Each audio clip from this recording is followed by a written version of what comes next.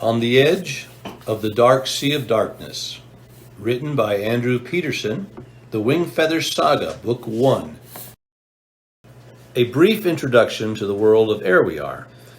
The old stories tell that when the first person woke up on the first morning in the world where this tale takes place, he yawned, stretched, and said to the first thing he saw, "Well, here we are." The man's name was Dwayne, and the first thing he saw was a rock. Next to the rock, though, was a woman named Gladys, whom he would learn to get along with very well. In the many ages that followed, that first sentence was taught to children and their children's children, and their children's parents, cousins, and so on until, quite by accident, all speaking creatures referred to the world around them as Ere We Are. On Ere We Are, there are two main continents divided by one main ocean called the Dark Sea of Darkness. By the fourth epoch, the harsh land east of the sea had come to be known as Dang, and has little to do with this tale, except for the great evil that came to exist there and waged a great war on pretty much everybody. That evil was a nameless evil, an evil whose name was Nag the Nameless.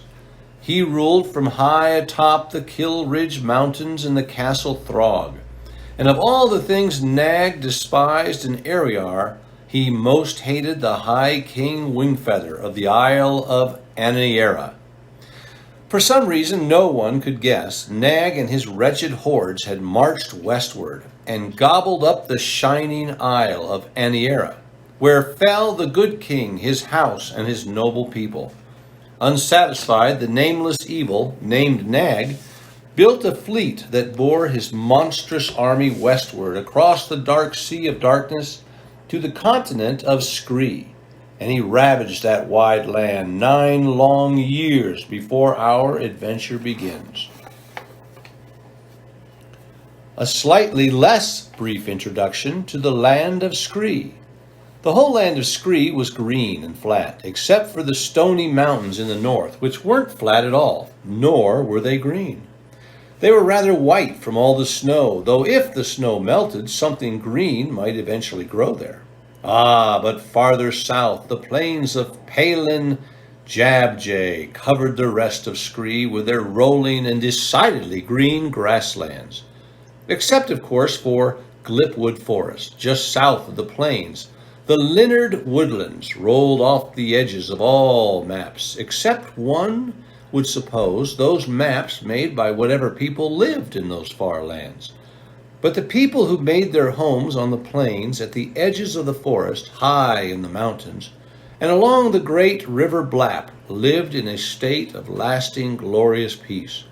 That is, except for the aforementioned Great War, which they lost quite pitifully, and which destroyed life as they knew it. In the 9 years after Skree's king and all his lords, in fact everyone with a claim to the throne, had been executed, the people of Skree had learned to survive under the occupation of the Fangs of Dang. The Fangs walked about like humans, and in fact they looked exactly like humans, except for the greenish scales that covered their bodies, and the lizard-like snout, and the 2 long venomous fangs that jutted downward from their snarling mouths. Also, they had tails.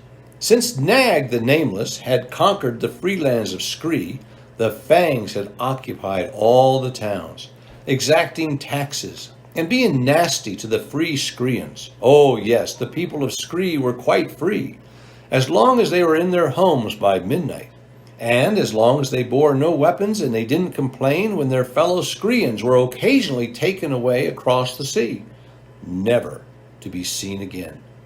But other than the cruel fangs and the constant threat of death and torture, there wasn't much to fear in Skree, except in the stony mountains, where hairy bomb noodles crept across the land with their long teeth and hungry bellies, and across the frozen wastes of the ice prairies, where those few who made their home there battled snick buzzards daily.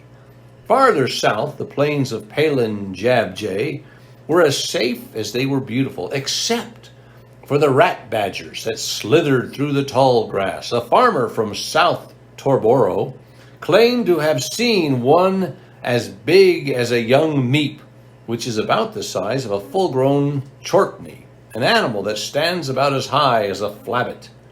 Before roaring over Fing Gap Falls, the river Blap was wide and peaceful, clear as a spring, and the fish to be caught there were both delicious and docile, except for the many fish that were poisonous to the touch, and the daggerfish that were known to leap into boats and impale the stoutest fishermen. An introduction to the Igabee cottage, very brief. Just outside the town of Glipwood, perched near the edge of the cliffs above the dark sea, sat a little cottage where lived the Igabee family. The cottage was rather plain, except for how comfortable it was, and how nicely it had been built, and how neatly it was kept in spite of the 3 children who lived there, and except for the love that glowed from it like firelight from its windows at night.